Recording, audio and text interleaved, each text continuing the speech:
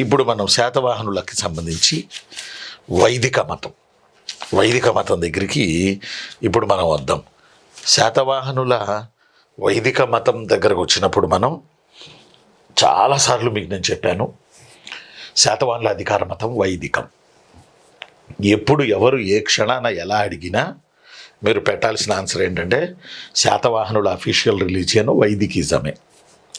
వైదికం అంటే కర్మకాండలు, క్రతువులు, మంత్రోచ్చారణ, యజ్ఞాలు, బలులు, ప్రకృతి ఆరాధన, ఇది మొత్తం కలిపితే వైదికం అవుతుంది. వైదికం అంటే వేదాల ఆధారంగా పుట్టినటువంటి రిలీజియన్. ఋగ్వేదం, యజుర్వేదం, సామవేదం, అథర్వణ వేదం ఇలాంటి వేదాల ఆధారంగా పుట్టిన మతాన్ని వైదికిజం అంటారు. ఈ వైదిక మతంలో రూల్స్ అండ్ రిచువల్స్ ఉంటాయి. అంటే కర్మకాండలు ఉంటాయి, క్రతువులు ఉంటాయి, యజ్ఞాలు ఉంటాయి, బలులు ఉంటాయి, మంత్రోచ్చారణ ఉంటుంది, ప్రకృతి శక్తుల ఆరాధన ఉంటుంది. ఇవన్నీ కలిపితేనే వైదికిజం.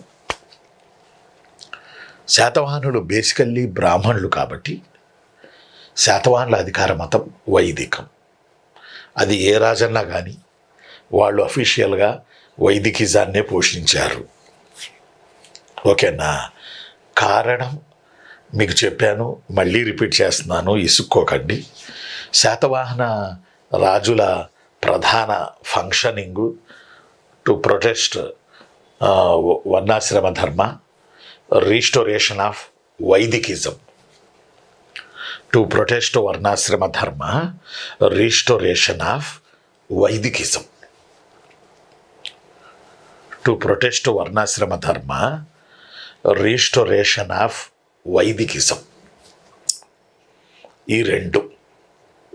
ఈ రెండు జర గమనించండి, జర గుర్తుపెట్టుకోండి. కారణం ఎందుకు రీస్టోరేషన్ చేయాలి, పునరుద్ధరణ ఎందుకు చేయాలి వైదికిజాన్ని?